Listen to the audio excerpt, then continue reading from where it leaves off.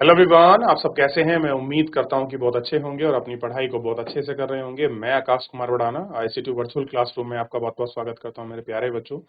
जैसे आपको पता है मेरे प्यारे बच्चों, बेसिकली हमारी आपका जो है मेरे प्यारे बच्चों 8th क्लास है और 8th क्लास के अंतर्गत मेरे प्यारे बच्चों हम लोग जो है वो आपका देख रहे हैं पॉलिटिकल साइंस की हम अपनी नई बुक इस सेशन में आपका शुरू करने जा रहे हैं। और हम लोग पहला ही आपका चैप्टर लेंगे। पॉलिटिकल साइंस की हमारी बुक है, ये थोड़ा सा आप लोग ध्यान रखिए। क्या है? पॉलिटिकल साइंस की हमारी अपनी बुक है। ठीक है, ठीक, देख लिया। तो सबसे पहले हम देखते हैं भारतीय संविधान। मैं आपसे अगर पूछूं कि भारतीय संविधान क्या है तो आप कैसे एक्सप्लेन करेंगे कि भारतीय संविधान क्या है? ठीक है, ठीक। मैं अगर आपसे पूछूं, चलिए, तो बताया कोई बच्चा संविधान क्या होता है? भारतीय को छोड़ दीजिए थोड़ी देर के लिए, संविधान पर बात करते हैं। संविधान क्या है? देखिए, संविधान क्या होता है? संविधान एक ऐसा दस्तावेज है जो किसी देश के नियम कायदे कानून के अनुसार आपका देश चलता है। उसमें लोगों के राइट्स लिखे होते हैं और लोगों की कुछ आपका ड्यूटीज लिखी होती हैं। क्लियर है? उसमें हर एक बॉडी का अपना एक सेपरेशन पावर और सेपरेशन वर्किंग सेपरेशन होता है। क्लियर है? आगे बढ़ेंगे थोड़ा सा और इसको विस्तृत रूप में आपको समझेंगे और देखेंगे। इस अध्याय में हम फुटबॉल के खेल के आसानी से शुरू करेंगे। देखिए, इस अध्याय में हम फुटबॉल के खेल से अपनी बात शुरू करते हैं। आप में से ज्यादातर बच्चों ने इस खेल के बारे में जरूर सुना होगा, कि बहुत ने तो खेला भी होगा। जैसा कि इसके नाम से ही अंदाजा लगता है कि खेल पैरों से संबंधित है। फुटबॉल किससे संबंधित है? पैरों से। फुटबॉल का एक नियम यह है कि गोलकीपर के अलावा अन्य कोई खिलाड़ी गेंद को वहां वहां मतलब हाथ से नहीं छू सकता। तो कौन छू सकता है? केवल गोलकीपर को ही ये राइट्स है कि वो उसको अपने हाथ से छू ले। अगर किसी खिलाड़ी की बाह गेंद को छू जाती है तो उसे फाउल या गलत माना जाता है। अगर आपने हाथ से छू लिया, बाह जो पूरा हाथ है अगर ये कुछ आपका छू लेता है तो क्या होता है? उसको फाउल माना जाता है। कहने का मतलब यह है कि अगर खिलाड़ी फुटबॉल को हाथ से लेकर एक स्थान से दूसरे स्थान थमा देगा तो उसे फुटबॉल नहीं माना जाएगा। इसे हॉकी या क्रिकेट आदि दूसरे खेलों के कुछ नियम तय होते हैं। अगर आप हाथ से खेलोगे तो हॉकी या फुटबॉल हो जाएगा। इन नियमों के खेल को परिभाषित करने के लिए अलग अलग खेलों के बीच फर्क करने में मदद करता है। तो क्या है? ये जो नियम है, ठीक, यही नियम हमको स्पष्ट करते हैं। कह दें क्या स्पष्ट करते हैं? कि भाई क्या तो आपका फुटबॉल है, क्लियर है, क्या आपका मैच है, मतलब क्या आपका क्रिकेट मैच है, या क्या आपकी हॉकी है। अब ये नियम के अनुसार ही डिवाइड होता है। और क्या है? ये आपका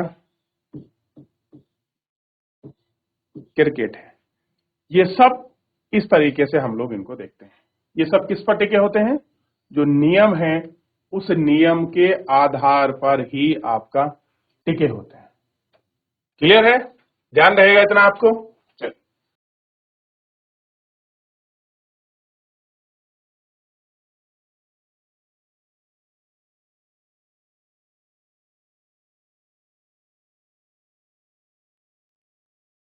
उनमें से समाज का स्वरूप तय अलग होता है और अलग अलग समाज का एक साथ रहेंगे वहां नियम आम सहमति के जरिए तय किया जाता है। आधुनिक देशों में सहमति आमतौर पर लिखित रूप में पाई जाती है। इस दस्तावेज पे हम ऐसे नियम मिलते हैं जिनमें संविधान कहा जाता है। कह रहे कुछ हमको ऐसे नियम मिलते हैं जहां पर हम इनको संविधान कहते हैं। कक्षा 6 और 7 में परिभाषित सामाजिक एवं राजनीतिक जीवन की पाठ्य पुस्तक में हम संविधान पर कुछ चर्चा करेंगे। कैसे हैं? हम इन पर आपका चर्चा करेंगे। इन किताबों को पढ़कर क्या कभी आपने सवाल करेंगे कि आपको पैदा हुआ है? भारतीय संविधान की जरूरत क्यों पड़ी है? क्या आप यह जानने की कोशिश करेंगे संविधान कैसे लिखा गया है, उसने कैसे लिखा है? इस अध्याय में हम इन मुद्दों पर चर्चा करेंगे और भारतीय संविधान की मुख्य बातों पर हम ध्यान देंगे। ये बातें भारतीय लोकतंत्र के लिए बहुत महत्वपूर्ण हैं।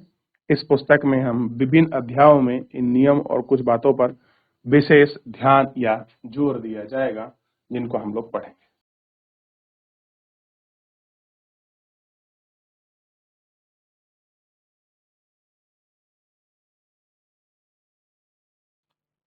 हो गया, आगे बढ़े।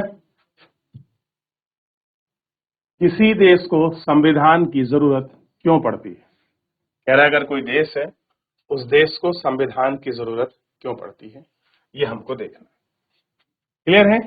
क्यों पड़ती होगी किसी देश को संविधान की जरूरत? देखिए, आजकल दुनिया में ज्यादातर देश का अपना संविधान है। आज की दुनिया में ज्यादातर देशों का क्या है? अपना संविधान है। ध्यान दीजिए, ठीक है। आमतौर पर सभी लोकतांत्रिक देशों के बारे में उम्मीद की जाती है कि उनके पास संविधान जरूर होगा, लेकिन इसका मतलब यह नहीं है कि जिन देशों के पास अपने संविधान होते हैं वे सभी लोकतांत्रिक देश ही होंगे। संविधान कई उद्देश्यों की पूर्ति करता है। पहला है, यह दस्तावेज उन आदर्शों को सूत्रबद्ध करता है जिनके आधार पर नागरिक अपने देशों को अपनी इच्छा और सपनों के अनुसार रच सकते हैं। क्या कर सकते हैं? रच सकते हैं। देश के भीतर आमतौर पर कई समुदाय रहते हैं, उनके बीच कई बातें सामान्य होती हैं लेकिन जरूरत नहीं होती है। सारे मुद्दे एक दूसरे से सहमत हों। संविधान का नियम ऐसा समूह है जिसके बारे में सभी लोग अपने देशों को चलाने की पत्ती के रूप में अपना समझते हैं और इसके जरिए वे न केवल यह तय करते हैं कि सरकार किस तय करेगी, बल्कि उन आदर्शों पर भी एक साझी समझ विकसित करते हैं जिनका हमेशा पूरे देश में रक्षा की जानी चाहिए। क्या करते हैं? पूरे देश की आपका रक्षा की जानी चाहिए। क्लियर है? ये हमको आपका देखना।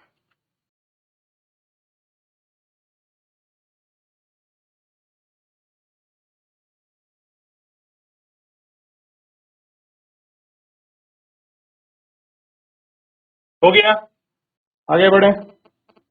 अब देखिए, ये हमारी संविधान सभा की असेंबली है जहां पर आपका संविधान बन रहा है। ठीक है, ध्यान देखें, क्या बन रहा है? हमारा संविधान बन रहा है।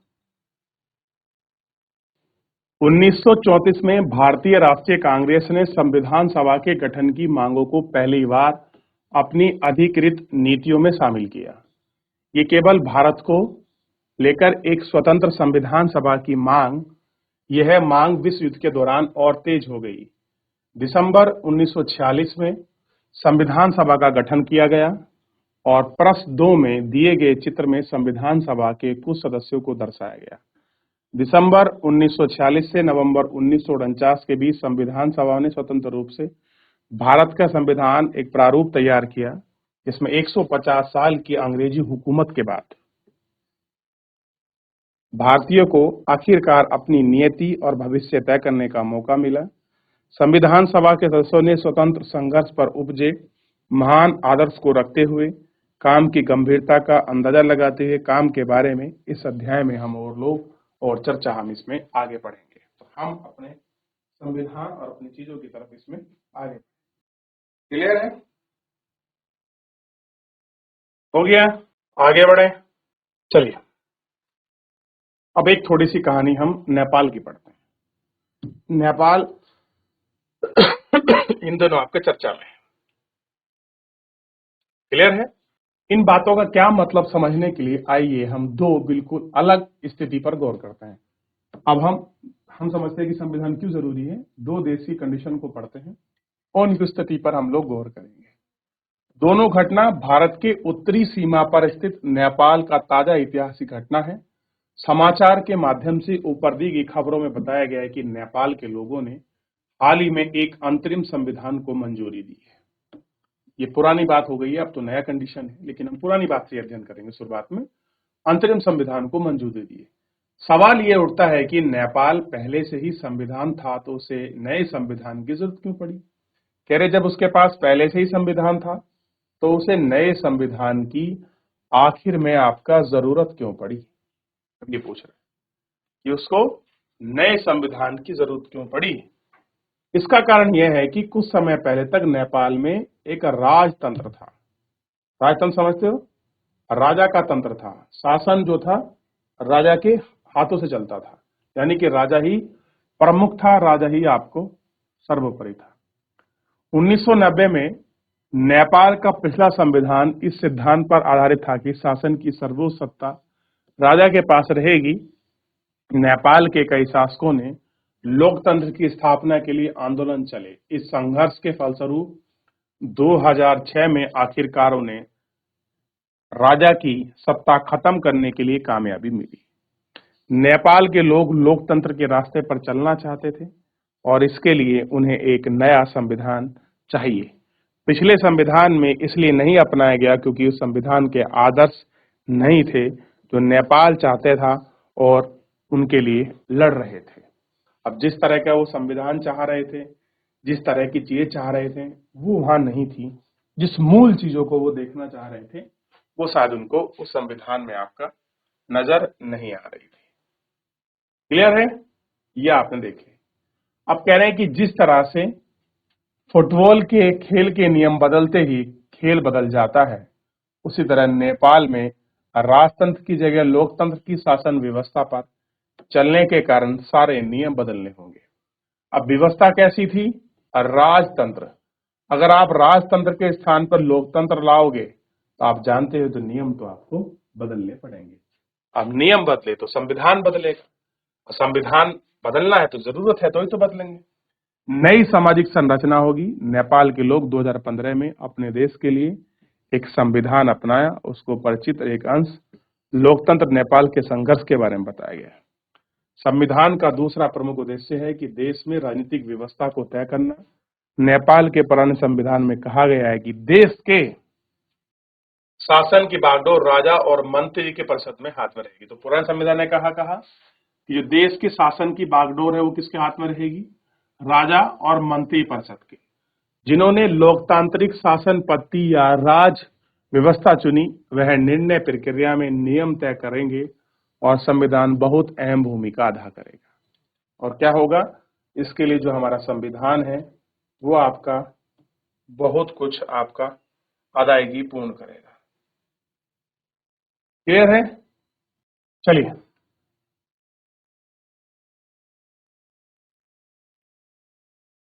आगे बढ़े। ये फोटो देखिए। नेपाल में लोकतंत्र के लिए कई जन संघर्ष हो चुके हैं।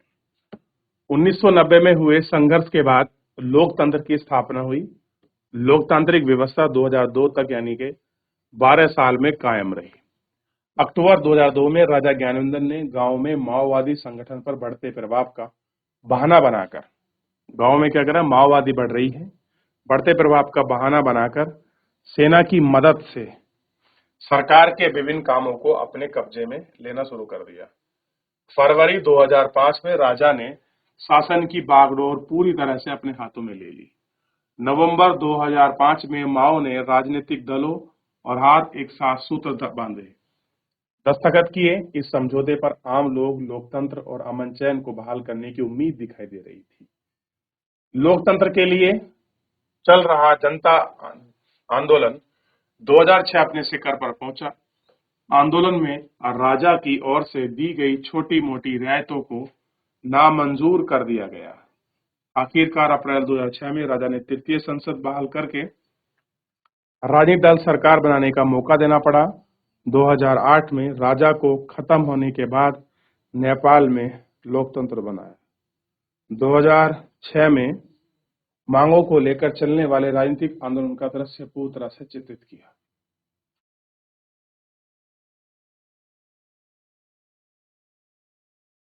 देख लिया क्या किया? चित्रित किया कि कैसे कुछ हुआ, क्यों हुआ।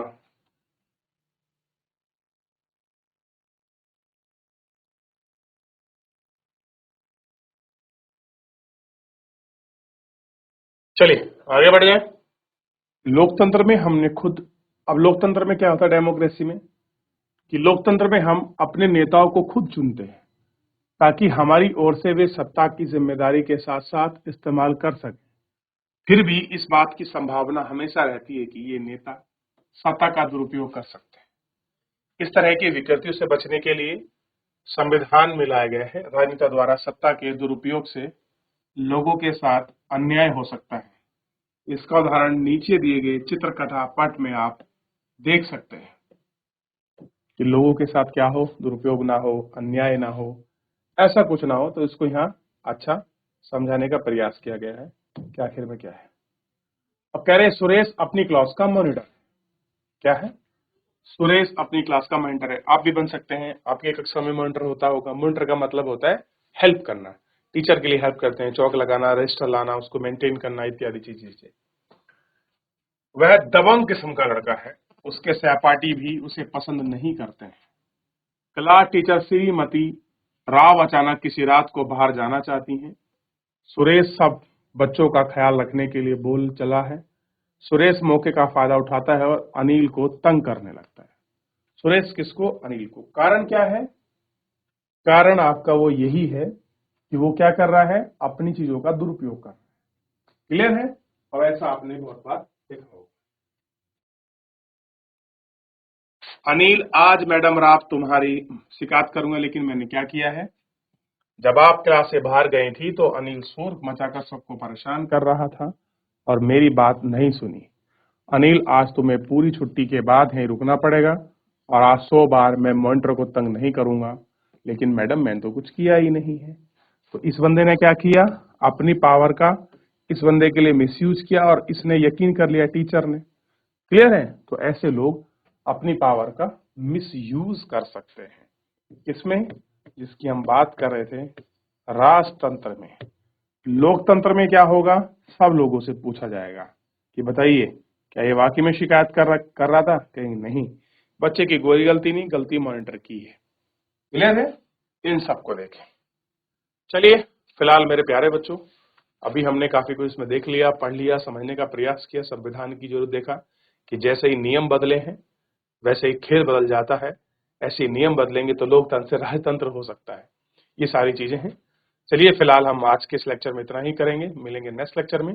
तब तक अपना ध्यान रखिए, स्वस्थ रहिए, अपनी पढ़ाई को अच्छे से करते रहिए। मुझसे जुड़ने के लिए बहुत बहुत धन्यवाद।